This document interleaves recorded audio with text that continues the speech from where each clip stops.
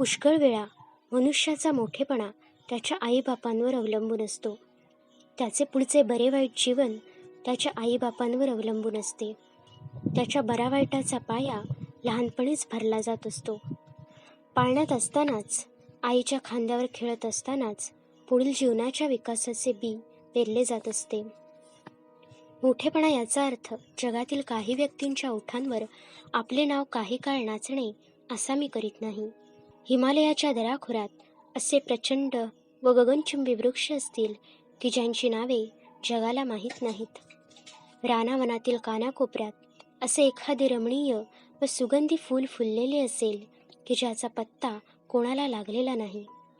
समुद्राच्या पोटात असे गोलबंद व पाणीदार मोती असतील की ज्यांची जगास वार्ता नाही.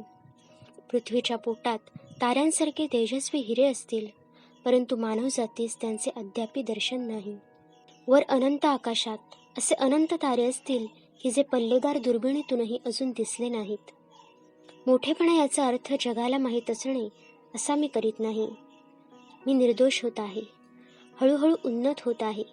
ही ज्याला जाणीव आहे तो मोठाच होत आहे. मोठा होत जाण्याची ही प्रवृत्ती व्यक्तीच्या ठिकाणी आईबापच उत्पन्न करतात. आईबापांकडून मिळालेली ही ईश्वरी देणगी होय. मायबापच कळत वा नकळत मुलाला लहान किंवा मोठा करीत असतात. मनुष्य जन्मतो त्याच्या पूर्वीच त्याचे शिक्षण सुरू झालेले असते. आईच्या पोटात गर्भरूपाने जीव आला, त्याच्या पूर्वीच त्याच्या शिक्षणाची तयारी झालेली असते. गर्भधारणेपूर्वीच आईबापांनी आपापल्या जीवनात जे विचार केले असतील, ज्या भावना हृदयात खेळवल्या असतील, जी कर्मे केली असतील, त्या सर्वातून नवबालकाच्या शिक्षणाचीच पुस्तके तयार केली जात असतात. जगात फक्त आईबापच शिकवतात असे नाही. आजूबाजूचे सारे जग, सारी सजीव निर्जीव सृष्टी शिकवीत असते. परंतु या आजूबाजूच्या सृष्टीतून काय शिकावे हे आईबापच शिकवतात. मुलांच्या शिक्षणात जास्तीत जास्त वाटा आईबापांचा असतो व त्यातही आईचा अधिक. आईच्या पोटातच मुळी जीव राहिला. आईशी एकरूप होऊनच जीव बाहेर पडला, जणू तिचाच होऊन बाहेर आला. बाहेर आल्यावरही आईच्याच सानिध्यात त्याचा लहानपणी तरी बहुतेक वेळ जातो. तो आईजवळ हसतो, आईजवळ रडतो, आईजवळ खातो पितो, आईजवळ खेळतो, खिदळतो, झोपतो, झोपी जातो. आईजवळ त्याची उठबस असते. म्हणूनच खरी शिक्षणदात्री आईच होय. आई देह देते व मनही देते. जन्मास घालणारी तीच व ज्ञान देणारीही तीच. लहानपणी मुलावर जे परिणाम होतात ते दृढतम असतात. लहानपणी मुलाचे मन रिकामी असते.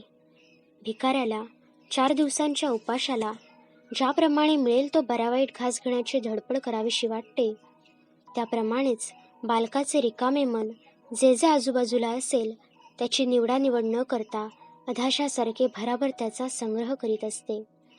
अगदी लहान 2-4 महिन्यांच्या मुलाला जर बाहेर अंगणात ठेवले तर आजूबाजूच्या हिरव्या हिरव्या झाडामाडांचा त्याच्या मनावर, त्याच्या शरीरावर इतका परिणाम होतो की त्याच्या मनासही रंग येतो, असे बायका म्हणतात.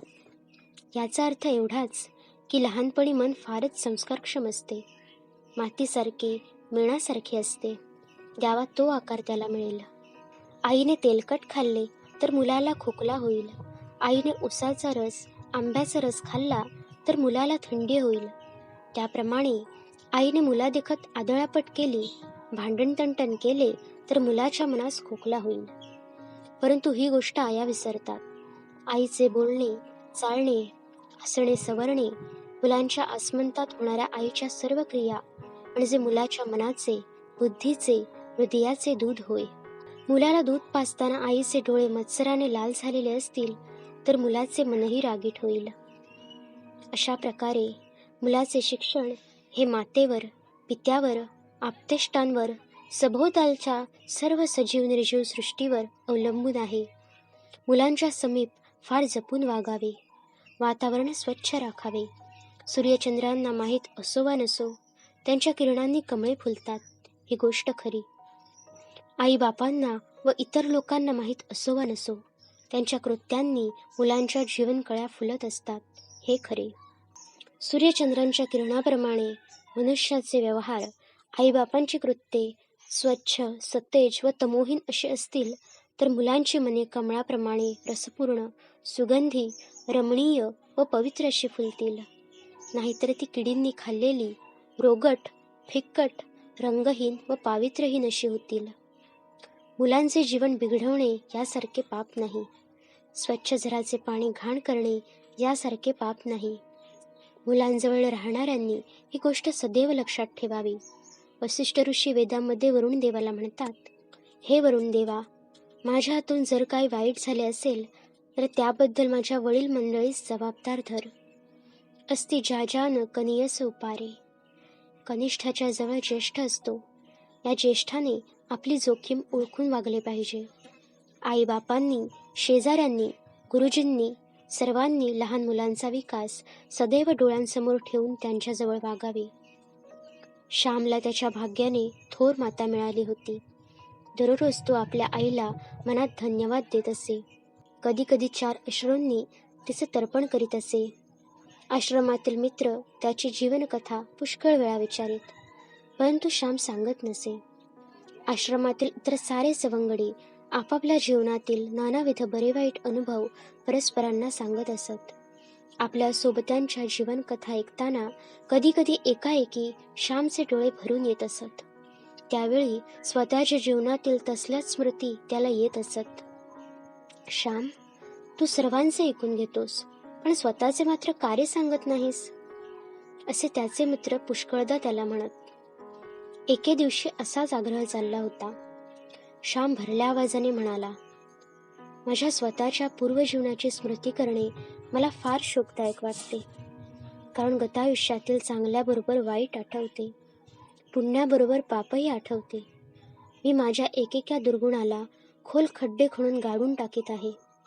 ही पिशाच्चे पुन्हा वर उठून माझ्या मानगुटीत बसू नयेत म्हणून माझी ही धडपड आहे.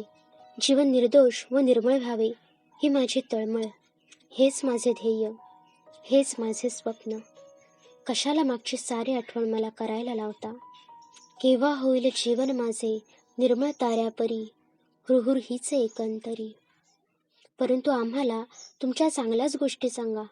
चांगल्या गोष्टींचे चिंतन केल्याने मनुष्य चांगला होत जातो, असे तुम्हीच नेहमी म्हणता. लहान गोविंदा म्हणाला, परंतु आपण चांगलेच आठवले व ते सांगितले तर आपण निर्दोष आहोत असा अहंकारही जडावयाचा. भिका म्हणाला.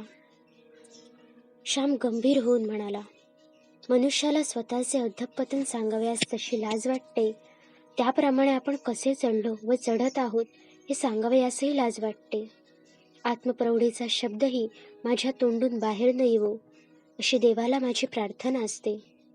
नारायण जरा हसत म्हणाला, मी निरहंकारी आहे, याचाच एखादे वेळेस अहंकार व्हावयाचा. मी आत्मप्रौढी सांगत नाही असे म्हणण्यातच आत्मप्रौढी येऊन जावयाची. श्याम म्हणाला, या जगात जपावे तेवढे थोडेच.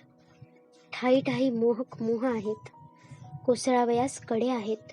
शक्यतोवर जपावे, यत्न करावे, प्रामाणिकपणे झटावे, आत्मवंचना करू नये. अहंकाराचे रूप फार सूक्ष्म असते, सदैव सावध राहिले पाहिजे. श्यामचा प्रेमळ मित्र राम म्हणाला, आपण का एकमेकास परके आहोत? तू व आम्ही अद्याप एकरूप नाही का झालो? आपल्या आश्रमात आता खाजगी असे काही एक नाही. आपण एक. जे आहे ते आम्हा सर्वांच्या मालकीचे. तू आपली अनुभव संपत्ती का बरे चोरून ठेवतोस? तुझ्याजवळ वादविवाद आम्हाला करावयाचा नाही. आम्हाला सांगण्यात कसली आहे प्रौढी, कसला आहे गर्व? तुझ्या जीवनात ही माधुरी, ही सरलता, ही कोमलता, हे प्रेम, हे गोड हसणे, ही सेवावृत्ती, ही निरहंकारिता, कोणतेही काम करण्यास लाज न वाटण्याची वृत्ती, हे सारे कोठून आले ते सांग. आम्ही आजाराची शुश्रूषा करतो, तूही करतोस, परंतु आजाराची आई होतोस. आम्हाला का होता येत नाही? तू आपल्या नुसत्या गोड हसण्याने दुसऱ्याला आपलासा करतोस, परंतु त्याच्याजवळ 4-4 तास बसून बोलूनही त्याचे मन आम्हाला ओढून का घेता येत नाही? सांग, ही जादू कोठून पैदा केलीस? सांग, तुझ्या जीवनात हा सुगंध कोणी मिसळला, ही कस्तुरी कोणी ओतली? श्याम, वराडातील एक दंतकथा तुला माहीत आहे का? एकदा वराडात एका श्रीमंत व्यापाराचे टोले जंग घर बांधले जात होते. त्यावेळेस एक नेपाळी कस्तुरी विक्यात येथे कस्तुरी विकावयास आला. श्रीमंत व्यापाऱ्याने त्या कस्तुरी विक्यास भाव विचारिला. तो कस्तुरी विका तिरस्काराने म्हणाला, तुम्ही दक्षिणेतील गरीब लोक काय घेणार कस्तुरी? पुण्याला जाऊन काही खपली तर पाहावयाचे.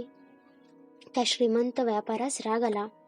तो म्हणाला, तुझी सारी कस्तुरी मोज, त्या मातीच्या घरात मिसळून देतो. कस्तुरीच्या भिंती दक्षिणेतील लोक बांधतात असे उत्तरेस जाऊन सांग. त्या व्यापाऱ्याने सारी कस्तुरी खरेदी केली व गाऱ्यात मिसळून दिली. वराड्यातील त्या घराच्या भिंतींना अजून कस्तुरीचा वास येतो असे सांगतात. श्याम, तुझ्या जीवनाच्या भिंती जेव्हा बांधल्या जात होत्या त्यावेळेस कोणी रे तिथे कस्तुरी ओतली? आमच्या जीवनाला ना वास, ना रूप, ना गंध. तुझ्या जीवनाला हा वास कोठून आला? हा रंग कोणी दिला? सांग. श्यामच्याने आता राहावे ना. तो गंभीरपणे व गहिवराने म्हणाला, माझ्या आईचे हे देणे. गड्यांनो, माझ्यात जे काही चांगले आहे ते माझ्या आईचे आहे. आई माझा गुरु, आई माझी कल्पतरू. तिने मला काय काय तरी दिले. तिने मला काय दिले नाही? सारे काही दिले. प्रेमळपणे बघावयास, प्रेमळ बोलावयास तिनेच मला शिकवले. मनुष्यांवर नव्हे तर गाई गुरांवर, फुला पाखरांवर, झाडा माडांवर प्रेम कराव्यास तिनेच शिकवले. अत्यंत कष्ट होत असतानाही तोंडातून ब्र न काढता शक्यतो आपले काम उत्कृष्टपणे करीत राहणे हे मला तिनेच शिकवले. कोंड्याचा मांडा करून कसा खावा व दारिद्र्यात स्वत्व आणि सत्व न गमावता कसे राहावे हे तिनेच मला शिकवले. आईने जे शिकवले त्याचा परार्धार्शही माझ्या जीवनात मला प्रकट करता आला नाही. अजून माझ्या मनोभूमीत बीज फुगत आहे. त्यातून भरदार जोमदार अंकुर केव्हा बाहेर येईल तो येवो. माझ्या आईने जीवनात अत्तर ओतले. मी मनात म्हणत असतो, मदंतरंगी करुणी निवास, सुवास देई मम जीवनास. तीच वास देणारी, रंग देणारी, मी खरोखर कोणी नाही. सारे तिचे, त्या थोर माऊलीचे, सारी माझी आई. आई, आई असे म्हणता म्हणता श्यामला गहिवरून आले. त्याच्या डोळ्यातून गळगळा अश्रुधारा गळू लागल्या. भावनांनी त्यांचे ओठ, त्यांचे हात, हाताची बोटे थरथरू लागली. थोडा वेळ सारेच शांत होते. ताऱ्यांची थोर शांती तेथे पसरली होती. नंतर भावनापूर थोडा ओसरला व श्याम म्हणाला, गड्यांनो, माझे असे काही सांगण्यासारखे नाही, परंतु माझी आई कशी होती ते मी तुम्हाला सांगेन. आईचे गुणगान करून हे ओठ पवित्र करीन.